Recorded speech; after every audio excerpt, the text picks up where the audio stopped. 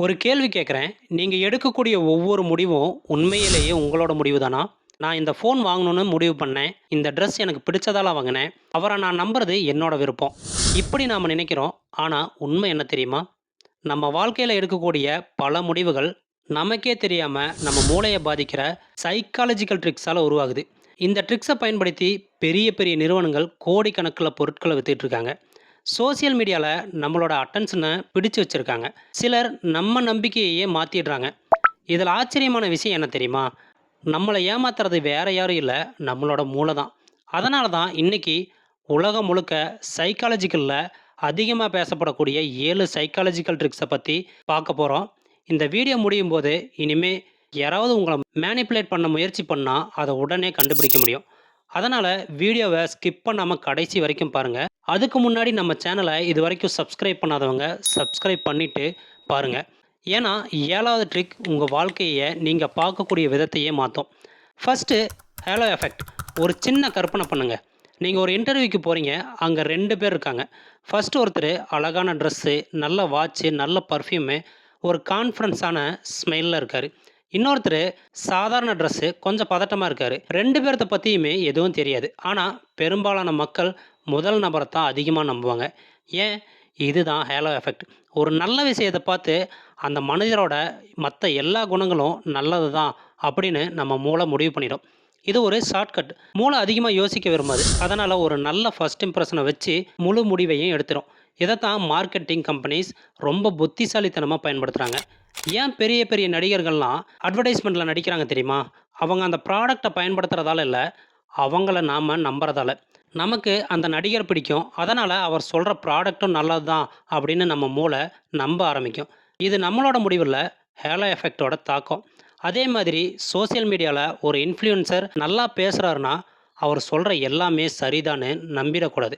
ஒரு விஷயத்தில் திறமை இருந்தால் எல்லா விஷயத்துலையும் அவர் எக்ஸ்பெக்ட் ஆகிட முடியாது. இதிலிருந்து என்ன கற்றுக்கணுன்னா, ஒருத்தரோட தோற்றம், பணம், புகழ், ஃபாலோவர்ஸ் இதை வச்சு அவங்களோட குணத்தை முடிவு செய்யாதீங்க. ஆதாரத்தை பாருங்க, உண்மையை தேடுங்க. அதுதான் புத்திசாலித்தனம். 2வது கன்ஃபர்மேஷன் பயாஸ். இப்போது இன்னொரு கேள்வி. உங்களுக்கு ஒருத்தரை ஃபஸ்ட்டு நாளே பிடிக்கலன்னு வச்சுக்கலாம்.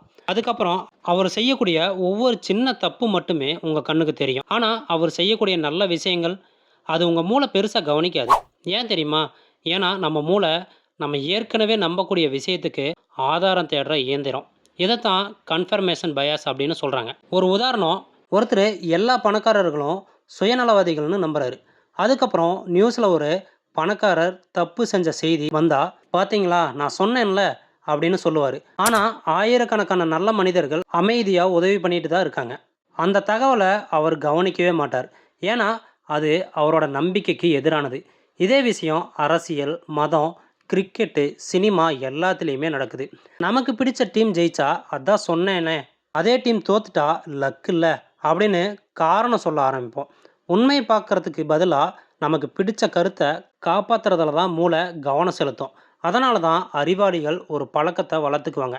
அவங்க தங்களுடைய கருத்துக்கு ஆதாரம் மட்டும் தேட மாட்டாங்க. என்னோட கருத்து தவறாக இருக்க முடியுமா அப்படின்னு கேட்பாங்க. அதுதான் வளர்ச்சியோட ஆரம்பம். ஒரு மனிதன் கற்றுக்கொள்வதை நிறுத்துகிற இடம் தான் அவன் எனக்கெல்லாம் தெரியும்னு நினைக்கிற இடம். 3வது ஸ்கேர்சிட்டி எஃபெக்ட். கிடைக்காமல் போயிடுமோ அப்படின்ற ஒரு பயம். ஒரு நாள் நீங்கள் ஒரு ஷாப்பிங் வெப்சைட்டில் ஒரு ஷூ பார்த்துட்டு இருக்கீங்கன்னு வச்சுக்கலாம். அதோட கீழே ஒரு ரெட் கலர் மெசேஜ் வரும். ஒன்லி 2 லெஃப்ட், இல்லை ஆஃபர் எண்ட்ஸ் இன் 15 மினிட்ஸ் அப்படின்னு. அந்த ஒரு மெசேஜை பார்த்த உடனே என்ன தோணும்? இப்போவே வாங்கணும், இல்லைன்னா மிஸ் ஆகிடும். உண்மையை சொல்லுங்கள், அந்த ப்ராடக்ட் உங்களுக்கு ரொம்ப தேவையா? இல்லை அது கிடைக்காம போயிடுமோன்னு வந்த பயம்தான் உங்களை வாங்க வைக்குது. இதைத்தான் சைக்காலஜியில் ஸ்கேர்சிட்டி எஃபெக்ட்னு சொல்கிறாங்க. நம்ம மூளை ஒரு விசித்திரமான விதத்தில் வேலை செய்யும். எளிதாக கிடைக்கக்கூடிய பொருளை அவ்வளவா மதிக்காது. ஆனால் அதே பொருள் அரிதாக கிடைக்குது, லிமிட்டட் ஸ்டாக்ஸ், லிமிட்டட் டைம் அப்படின்னு சொன்னால் அதோட மதிப்பு நம்ம மனசில் திடீர்னு அதிகமாகிடும். அதனால தான் பல நிறுவனங்கள் flash sale, last chance, only today, limited எடிஷன்னு தொடர்ந்து சொல்லிக்கிட்டே இருப்பாங்க.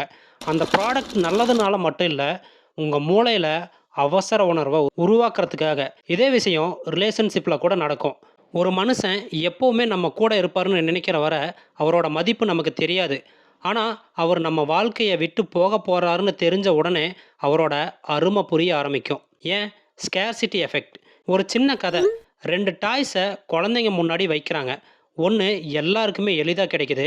இன்னொன்று ஒரு கண்ணாடி பாக்ஸ்க்குள்ளே வச்சு இதில் சில பேருக்கு மட்டும் கிடைக்கும் அப்படின்னு சொல்கிறாங்க. பெரும்பாலான குழந்தைகள் எந்த டாய்ஸை சூஸ் பண்ணாங்கன்னு தெரியுமா? அந்த ரேர் டாய்ஸை தான். அது நல்ல டாய்ஸ் அப்படின்றதால இல்லை, அது ரேராக இருந்ததால தான். இந்த ட்ரிக்கிலேருந்து என்ன கற்றுக்கணும் அப்படின்னா, யாராவது இப்போவே முடிவு சொல்லுங்கள், இன்னும் 10 நிமிஷம்தான், இந்த ஆஃபர் இன்னைக்கு மட்டும்தான் அப்படின்னு சொன்னால் உடனே முடிவு எடுக்காதீங்க. ஒரு நிமிஷம் நின்று யோசிங்க. எனக்கு உண்மையிலேயே இது தேவையா, இல்லை நான் மிஸ் பண்ணிட வேணும்னு பயப்படுறேனா? இந்த ஒரு கேள்வி மட்டும் கேட்டாலே நிறைய தவறான முடிவுகள்லேருந்து தப்பிக்க முடியும். 4வது, ஆங்கரிங் எஃபெக்ட். முதல் தகவலோட தாக்கம். ஒரு மாலுக்கு போகிறீங்க, ஒரு ஷர்ட்டோட ப்ரைஸ் 4999, அதுக்கு மேலே ரெட் ஸ்டிக்கர், நான் ஒன்லி 1999 அப்படின்னு. உடனே என்ன தோணும்? வாவ், ரொம்ப சீப். ஆனால் ஒரு விஷயம் யோசிச்சு பாருங்கள், அந்த ஷர்ட்டோட உண்மையான மதிப்பு 1999 கூட இருக்கலாம். ஆனால் முதல்ல 4999 உங்கள் மூளைக்கு காட்டிட்டாங்க. அதனால் 1999 ரொம்ப குறைவாக தோணும். இதுதான் ஆங்கரிங் எஃபெக்ட். நம்ம மூளை முதல்ல கிடைக்கக்கூடிய தகவலை ஒரு ஆங்கர் மாதிரி பிடிச்சிக்கும். அதுக்கப்புறம் வரக்கூடிய எல்லா தகவலையும் அதோட கம்பேர் பண்ண ஆரம்பிக்கும். அதனால தான் நெகோட்டியேஷனில் முதல்ல ப்ரைஸ் சொல்கிறவங்களுக்கு அட்வான்டேஜ் அதிகம். ஒரு கார் ஷோரூமுக்கு போகிறீங்க, முதல்ல 25 லட்ச ரூபா காரை தான் காட்டுவாங்க. நீங்கள் ரொம்ப காஸ்ட்லின்னு நினைப்பீங்க. அதுக்கப்புறம் 15 லட்ச ரூபா காரை காட்டுவாங்க. உடனே இது பரவாயில்லையே அப்படின்னு தோணும்.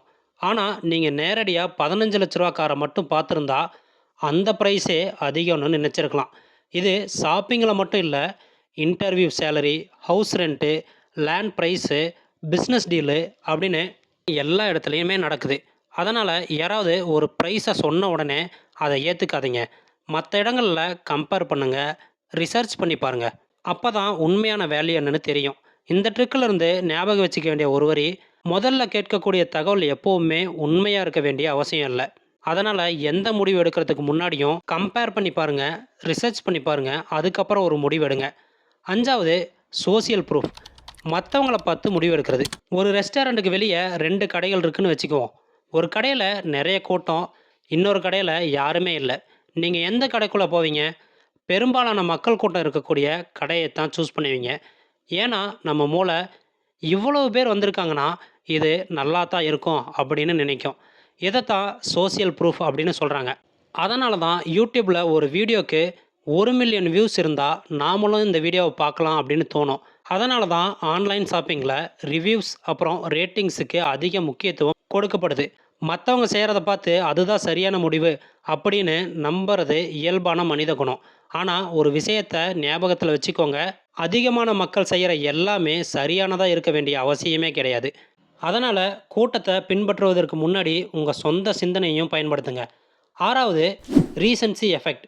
கடைசியாக நடந்ததை அதிகமாக நினைவில் வச்சுக்கிறது. ஒரு ஃப்ரெண்ட் ஒருத்தர் ஒரு வருஷமாக உங்களுக்கு உதவி செஞ்சுட்டு வராருன்னு வச்சுக்குவோம். ஆனால் நேற்று மட்டும் அவர் ஒரு சின்ன தப்பு செஞ்சிடறாரு. இப்போது அவரை பற்றி என்ன நினைப்பீங்க?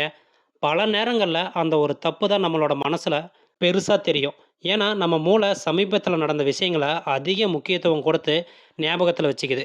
இதைத்தான் ரீசன்சி எஃபெக்ட் அப்படின்னு சொல்கிறாங்க. இதனால தான் ஒரு ஸ்டூடெண்ட்டு வருஷம் முழுக்க நல்லா படிச்சிருந்தாலும் கடைசி எக்ஸாமில் சரியாக போகலை அப்படின்னா அவங்களோட தன்னம்பிக்கையை இழக்கிறாங்க. ஒரு கிரிக்கெட் வீரர் பல போட்டிகளை நல்லா விளையாடி இருந்தாலும் சமீபத்தில் ஒரு மோசமான ஆட்டத்துக்காக விமர்சிக்கப்படுறாங்க. உண்மையில் ஒரு மனுஷரோட மதிப்பை தீர்மானிக்க வேண்டியது ஒரு நாள் அல்லது ஒரு சம்பவம் அல்ல, அவரோட மொத்த செயல்பாடு தான். அதனால் கடைசியாக நடந்ததை மட்டும் வச்சு எந்த முடிவும் எடுக்காதீங்க. முழு படத்தையும் பாருங்கள்.